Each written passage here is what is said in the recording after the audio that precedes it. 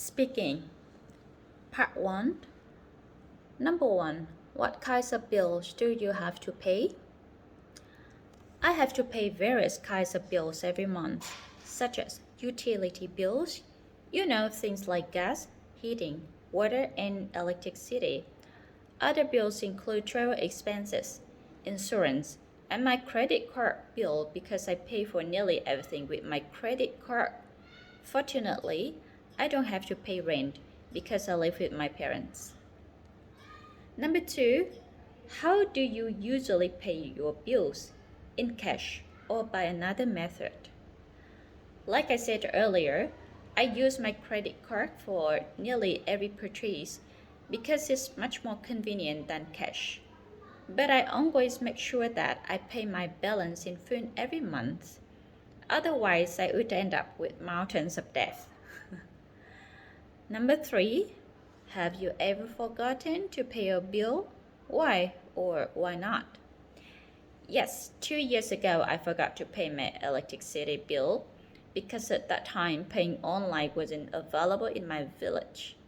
So my electricity was cut, and I remember I had to go to the provider's office to pay the bill to get it back.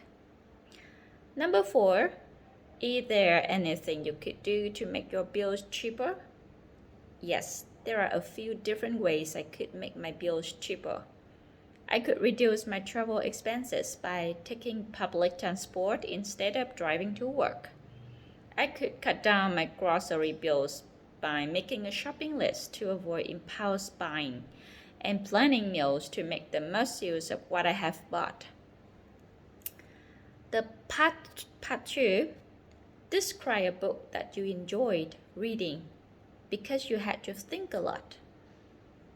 Okay, and the answer is I'm going to talk about a book that really made me think and that has had a positive effect on my life.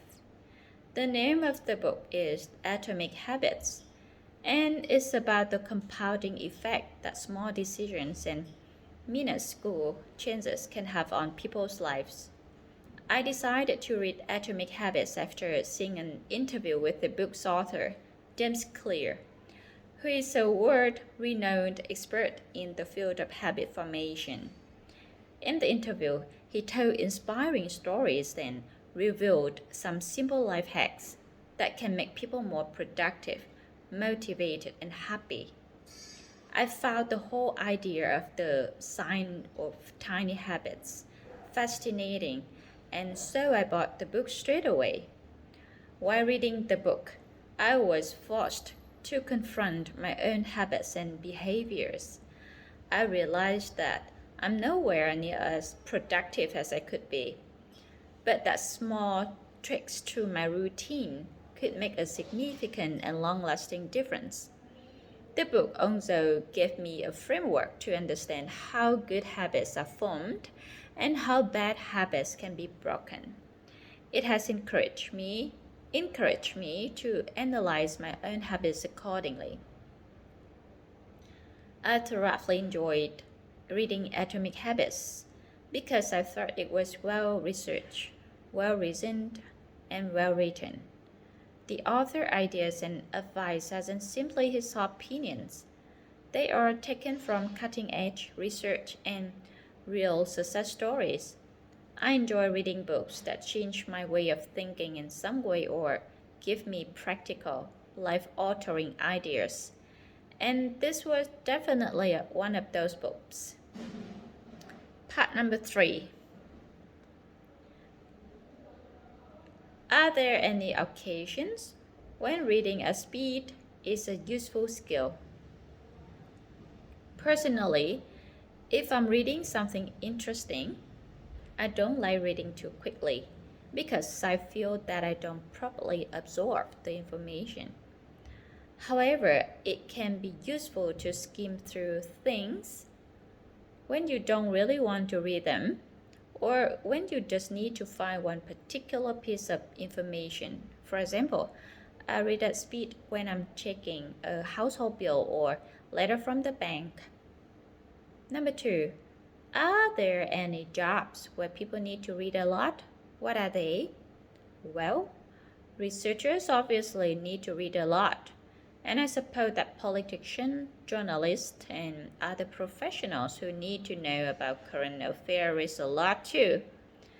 Having said that, I think most workers read hundreds of emails every week.